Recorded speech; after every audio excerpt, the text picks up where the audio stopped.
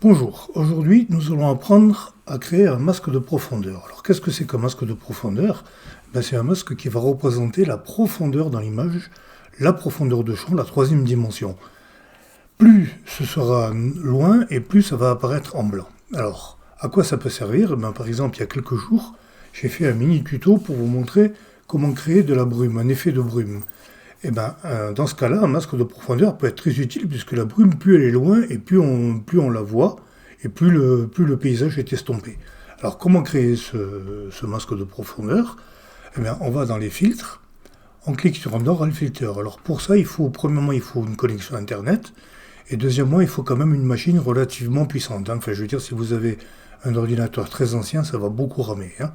Je préfère vous prévenir. Flou de profondeur, on l'active. On active uniquement l'option carte de profondeur de sortie, ici, et là vous voyez que l'ordinateur calcule la carte de profondeur, qui va être masque noir et blanc, vous allez le voir, voilà. On confirme, et il nous crée un deuxième calque avec ce masque, donc vous voyez, comme je vous avais promis, plus c'est loin, plus c'est blanc. On va le mettre de côté, on va dans les couches, on prend une des couches, c'est la même, forcément, toutes les couches sont identiques. Je duplique, je vais la renommer profondeur. Voilà, je reviens sur la couche RVB. Ce calque, je peux le supprimer, je n'en ai plus besoin. Et on va reprendre l'astuce d'il y a quelques jours. On va créer un calque teinte saturation, monter la luminosité pour donner une impression de brume. Et là, vous voyez, ça fait très artificiel parce que c'est uni. Et là, par contre, on va venir maintenant remettre notre masque à la place du masque de ce calque. Pour ce faire, on fait Image, appliquer une image. On retourne ici dans les couches, chercher la couche qu'on a renommée profondeur. On confirme, et voilà. Vous voyez, si je pousse au maximum, à l'excès, on voit nettement que plus c'est loin et plus l'effet agit. Voilà, on peut un petit peu désaturer aussi pour un effet plus réaliste. On va voir un deuxième exemple intéressant avec cette photo toute en perspective. Donc on fait le même topo, filtre, Neural Filter. On vient chercher ici le flou de profondeur, la carte de profondeur. Le logiciel fait son calcul, en fait il est fait à distance, c'est pour ça qu'il faut Internet. Là vous voyez, il ne s'est pas fait avoir, il a mis les feuillages en sombre parce qu'ils sont plus proches que le reste. On confirme, on a ce calque avec le masque, on va le récupérer en tant que couche.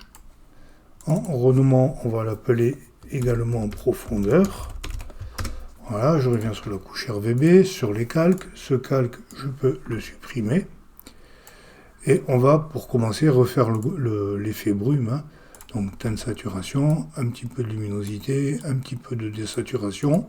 Je viens sur le masque, image, appliquer une image, profondeur.